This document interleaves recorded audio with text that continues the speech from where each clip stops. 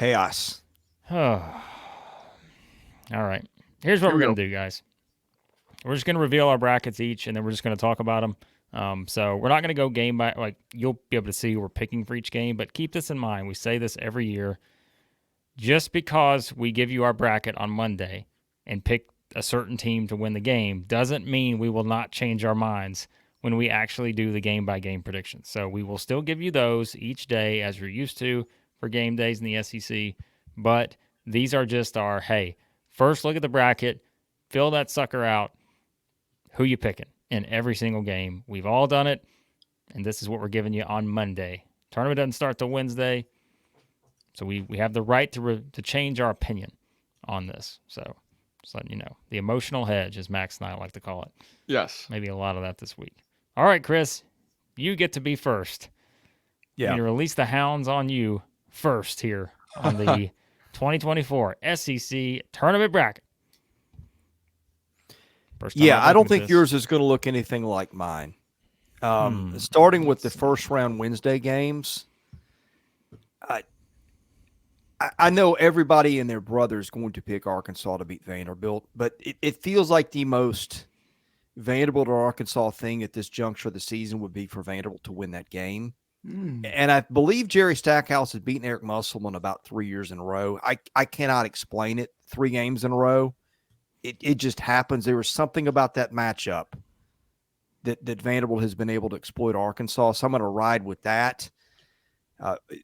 Anyway, I've got Missouri finally winning a game because, boy, you cannot trust Georgia. Missouri continues to play hard, was down, 21 in the second half the other night against LSU, and darn near won that game. It's going to happen, folks. It's going to happen right in front of our eyes in the building. All right, then we get to the quarterfinals the second round, not the quarterfinals. I like Mississippi State to win a gotta-win-it game. I think South Carolina will then handle Vanderbilt easily.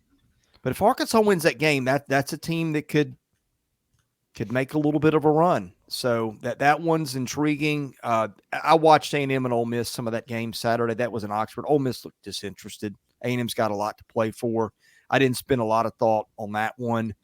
And Florida will get a little bit easier path perhaps with Missouri, which will run out of gas. So we then get to the quarterfinals. We got the rematch between Tennessee and Mississippi State. Mississippi State won that one when they played the first time, but I like the Vols. Auburn, South Carolina could be the game of the tournament. Auburn would be a little bit more rested, and of course, remember what happened last time. I don't know if that was just a one-off thing. Better be better than the last one if it's going to be the game of the tournament. Yeah, that was a 40-point blowout. The game of the tournament's probably a little strong. And now that I remember, that was 101 to 61. Yeah. So I retract that, please, Your Honor. Auburn to win. Allowed. Sorry, South Carolina. But that was kind of hard to pick against what happened first go around. Kentucky A&M could be intriguing. I believe A&M won the first time around in that one and is playing a little bit better. Can do some things to screw you up when they show up in the right frame of mind. And I like Florida beat Alabama. We saw those teams go head-to-head in Tuscaloosa.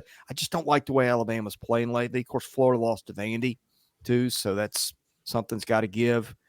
We get to the finals where I've got Tennessee and Kentucky. I think Tennessee-Auburn could be a phenomenal game and probably will. Kentucky-Florida have played interesting games. But I think you're going to have the two teams with the most people in the building are going to merge in the finals. I have ridden with Tennessee for 3 months as the best team in the league. Yes, I know what happened in Knoxville. I also know what happened in Lexington. I'm going to ride with the team that I think is the most consistent and best on both ends of the floor collectively. Now, I think Kentucky's a better offensive team than Tennessee. I still think Tennessee defends exceptionally well, as we know. Maybe not as well as they did last year, but it's there. I think the Vols are the best team in this conference. They won the SEC regular season title. They will take down the Nets and cut those down in Nashville, too. Okay. I like it. All right. Well, there you go. There's the Chris Lee bracket of champions. And now we move on to Max's bracket. Hmm. The big reveal. Hmm. Okay, I'm just letting you know. Wow. I'm going to when we do our individual picks, something's gonna change. Okay, Oh putting yeah, that out there right now. 100%. Um, guys, we're approaching dangerous territory here with the 14-11 game. So I have a feeling I know who Blake's gonna pick. Yeah, Blake is now locked in with that pick. There's no way.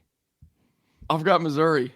I think with the injuries to Georgia and everything that comes into play, they have not been able to win close games. I mean, neither has Missouri, but they've been knocking on the door when Sean East is on the court. Heck, I'll throw a chance at Missouri to get their first win. And then I was all in on Arkansas, but Chris, you make a great point. It just seems like the whole world thinks Arkansas is going to walk through Vanderbilt. And you make a good point there about Stackhouse kind of having Muss's number lately. So going to have to revisit that one now. Mississippi State might be my favorite pick of the second round, though. Just backs against the wall, fighting for their lives. Have to get a win. Have to get a win. And then it also sets up a rematch with Tennessee, which would be like a win, and you're locked into the March Madness. So they got a ton to play for. Same with A&M. The thing with A&M Ole Miss, though, I mean, you guys just with all the mid-major conference tournaments going on, just last night, I think it was Arkansas State buzzer beater over App State. And like 5 days ago, App State beat Arkansas State by like 25, like 5 days ago. And then they play again and Arkansas State wins. I mean, I know A&M has had Ole Miss's number, brutal matchup for Ole Miss, but it's tough to beat a team handily twice in like the same week. Yeah. So A&M more to play for, have their number with the matchup, but I think that's going to be closer than probably we think the walk in the park it will be. And then I got Florida cruising into the quarters. Tennessee, Mississippi State. It's not in Starkville, so I'm going Tennessee. I don't think that Mississippi State, barring a Hubbard masterclass, I don't know how they'll be able to keep up with Tennessee on a neutral floor. Auburn, South Carolina, I just went off the previous matchup, really. I just think it's a tough matchup for what South Carolina likes to do. And with Broome, how much he affects everything around the rim, it just kind of it puts the margin of error for this slow South Carolina offense even thinner. So I'll go Auburn there. Kentucky, best in Texas A&M. That game that Texas A&M won, I don't know how they could play any better than that. Wade Taylor was phenomenal in that game. So I'll go Kentucky, and then I got Florida over Alabama too. I think that's going to be I think that's the best game of the quarterfinals. We'll probably get a total way up in like the 175, 180 range. Guys, I'm not going to break the game down too much, but past 4 weeks exactly on Bart Torvik, Alabama's the 54th team in the country over the past 4 weeks. They've got the 14th offense, but the 206th defense. I mean, that is really, really taken a step back over the past month. And I don't know how many times I said heading into February, hey, guys, the teams that perform well in March are the ones that start ascending in February, not descending. Alabama's on the wrong path right here. Going Florida, I think that Kentucky-Florida rematch is going to be phenomenal. But the reason I went with Kentucky is because Tennessee with Mississippi State and Auburn, I think those are two tough games that they don't really – those are two tough matchups, two physical games. They don't get Alabama, who they blew out. They don't get any of these fast-paced games. And that first Auburn game, that was when Jalen Williams – we didn't even know if Jalen Williams was going to play. He was playing with like the sleeve on his knee. It was his first game back off injury, and Auburn went into Knoxville and like really played well. We were really surprised by how well Auburn played. I think that's going to be a great matchup. I went with Kentucky just because I kind of like the path a little bit more, but guarantee I'm changing this thing by the time we do our individual picks. All He's right. got the smirk. Well, we've got quite a setup here, don't we? Here we go. So here's what I want you to do. If you're watching, if you're listening, you can't do this. But if you're watching on YouTube right now, you got your phone out or you're on your computer, I want you to take a real good look at the bracket you see in front of you. The Max Barr bracket of whatever you want to call it. And then I want you to take a look at my bracket because it's the exact same. Do it. To a T. Every single pick is exactly the same as Max's. Are you kidding me? No, I'm not. I Now, swear my bracket looks different because I did this separate, but I picked every game the exact same as Max, which should scare several teams. And let me just go ahead and give you a run through of which team should be terrified. Oh, right I now. know where we start. The Missouri Tigers, I tried, okay? I did my best here. But as you'll see here in a second, I've got something else up my sleeve. So Missouri is officially on Southeastern 14 Kiss of Death watch. Is that the first time all year? Oh, yeah, there's no doubt. Zero doubt.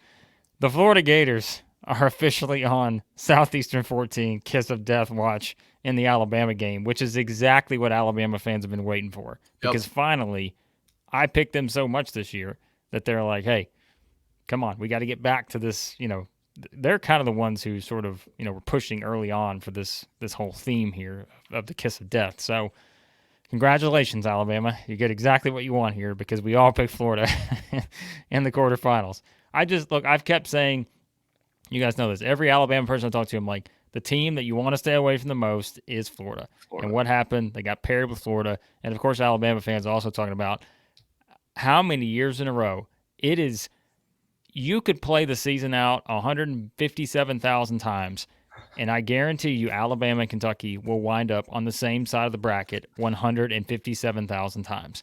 It happens every single year. And so, once again, they're right there with an opportunity to play each other between those two teams. And so, yeah, I mean, I just had to go with what I said about Florida. Like, I just think that they're a bad matchup for Alabama, so I took them to the semifinals too. And I think they got their loss out of the way. I always talk about just get one of those bad losses out of the way. Florida got theirs against Vanderbilt. Now they regroup, ready to go. I was originally going to pick Arkansas to beat South Carolina.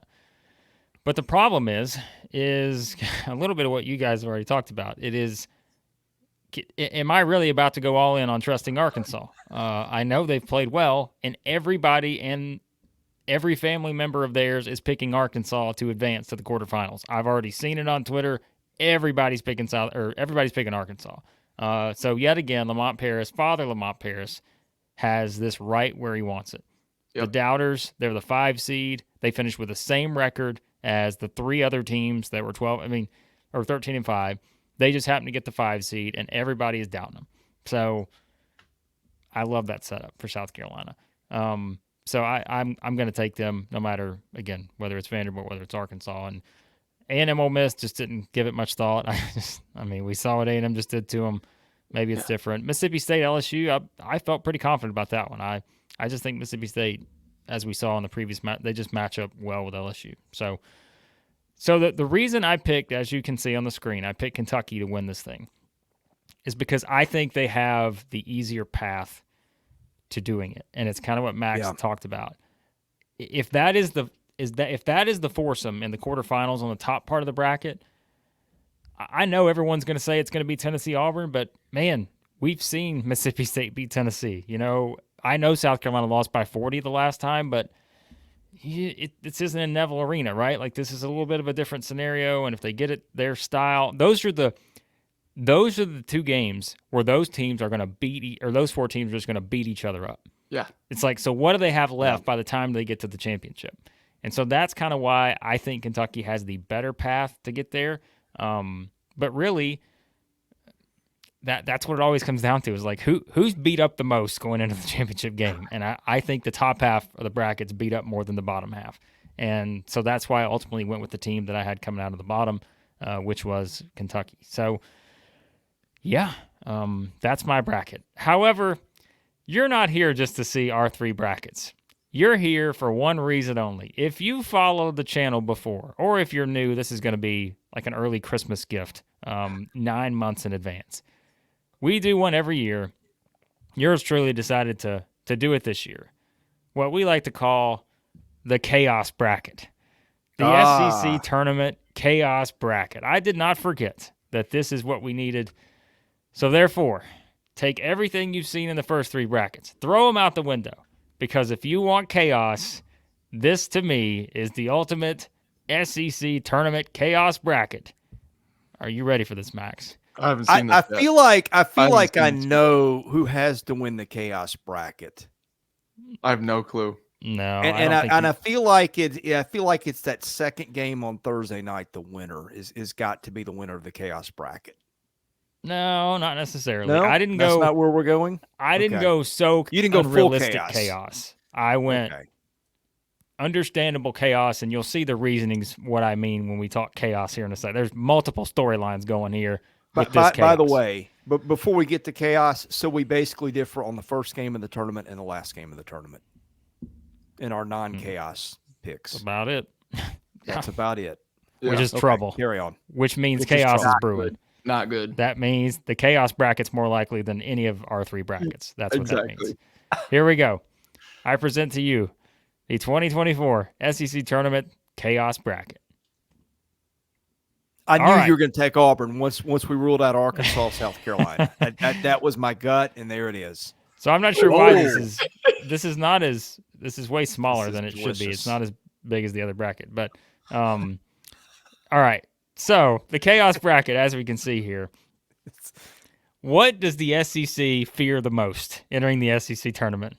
What do the people selling tickets fear the most entering the SEC tournament? No Kentucky, Tennessee. No Tennessee, no Kentucky on Saturday. It is the biggest fear of anyone out there that has running the SEC business here. So that is part 1 of the chaos bracket, is that somehow Tennessee and Kentucky both don't make it to Saturday. I think is very unlikely, but this is not a predictability bracket. This is about chaos. So, yes, I also have the winless Missouri Tigers, not winning 1, but winning 2. Because the Florida Gators, they just lost to Vanderbilt in Nashville. That could be bad voodoo for the Gators. They couldn't find their way through a Commodore. Now they got to claw through a Tiger. Ooh. I don't think so. Ooh. The Missouri Tigers beating your favorite country artists, Florida, Georgia. And moving on to the quarterfinals, because I really I need them to do that. So I've also got Arkansas making the run that everyone else kind of expects them to make to the quarterfinals. I do have, and we talk about how the Tennessee-Kentucky chaos would tie in, right? Mississippi State has beaten Tennessee this year. Texas A&M has beaten Kentucky this year. So I'm thinking, all right, what happens? Chaos scenario, it's that. You get those 2 teams doing it again, and maybe they just prove they have the number of the other teams. And then that leaves you with the Final 4, the All-SEC West Final 4. The Auburn Tigers, Mississippi State Bulldogs, Texas A&M Aggies, Alabama Crimson Tide. And everyone knows, if I'm going to get full chaos out of this tournament, it's going to result in the Iron Bowl of basketball being played in the championship on Sunday. There's no greater level of chaos, especially from my Twitter timeline, than Auburn and Alabama for the SEC title on Sunday. And since we always just, we've already given Alabama the kiss of death in a good way in the other brackets, Auburn winning. The number 4 seed winning the SEC tournament, who is not in any way the 4th, I think, best team in the league. As we said, I think Tennessee and Auburn are the 2 most complete teams. So, Bruce Pearl. Blake, if you have spoken this into existence, then around the completion of that Missouri-Alabama game, you need to wear body armor around ticket scalpers, because that quarterfinals to that championship, I mean, they're going to be ticket brokers on the street that are selling a kidney at that point. But we have, here's the thing. I went back and looked at the tournaments over the years. We have seen this scenario play out several times where, we have seen ultimate just what are we going to like? How are they going to sell tickets for the Final Four, basically, for the Final Four teams? Like, we've seen this play out. It's not often, but we have seen it. And so that's how I always kind of tie in the chaos when we do our chaos bracket is which scenario is going to have people just, hand over a $5 bill and you're getting in the building because, there's not exactly a lot of competition out there. So, but hey, in this scenario, guess what? Auburn and Alabama will be well represented in Nashville if this is your setup going into Saturday. There'll be a lot of people making the drive up. And there's already a bunch of Auburn and Alabama fans in Nashville. So, yeah. There you go. Chaos bracket 2024. Because I'm always my betting mind. I was always turning. If there was a prop bet on Bet Online, Tennessee and Kentucky both make the semifinals, what would you put those odds at? High. I don't know. I think it would be Auburn lower is than you think. that Auburn Tennessee game. If Well, he said seeds went out, semifinals. Nope, semifinals. Just Tennessee and Kentucky win their first game, both of them. Extremely high. Well, I'll tell you what, it's probably going to be like a minus 300 and a minus 300. If you parlay them, those odds are going to be like minus 150. I mean, it'll be favored, but not as much as like I think it would be. I think it might get a little close there. I do think you picked the right chaos team here. That's that Tennessee Auburn matchup to me in the semis. If Chalk wins out, is maybe the game of the tournament, because at that point, I know Tennessee, Kentucky, but you're getting into 3 games in 3 days for teams, and teams get tired. And I know both of them are a little deeper, so maybe not. But just to me, I'd rather see. I think Tennessee Auburn with those teams a little fresher in the semis is potentially the game of the tournament. But I got another direction I want to go. If we're looking at this and it's Saturday night and we're doing the whole, or Sunday morning, and we go on ESPN and it's tickets as low as fill in the blank. What's that number for Alabama Auburn? I have no clue, to be honest. $10? No. It's higher than that. I don't know. Well, I mean, okay. What's your gut feeling? It's $50 something maybe. It's higher Wow, than I 10. think that's high. Okay, what if it's Tennessee, Kentucky? I mean, you're talking $200? I was gonna say 250 or 300. So that may be low. I'm not even kidding. Like, even for the top. What do may they be seek for low. basketball? 19,000? Something like that. Yeah. All right, I'm gonna move this. I'm gonna take this bracket off the screen because I know people are out there. Listen, here's what I'm envisioning. Someone just tunes in and they happen to click to like the 20-minute mark. Think of like, who on earth just picked Tennessee and Kentucky to both lose, and chaos bracket, guys. But here's your fact, okay? And we're gonna wrap it up with this. Here is for everybody who thinks there's an obvious winner here. Let's just go over something real quick. All right. How many different teams have won the SEC tournament in the past 5 years? Auburn's got, well, for one thing, we had no winner in 2020. Well, I was Thank you. in the building when that whole thing got canceled. Thank you for thank you, Chris. the wisdom of, never mind. I'm not going to even go there. Original question. Probably 5. 4. Kentucky's won it. Remember, Kentucky has not won this tournament since 2018.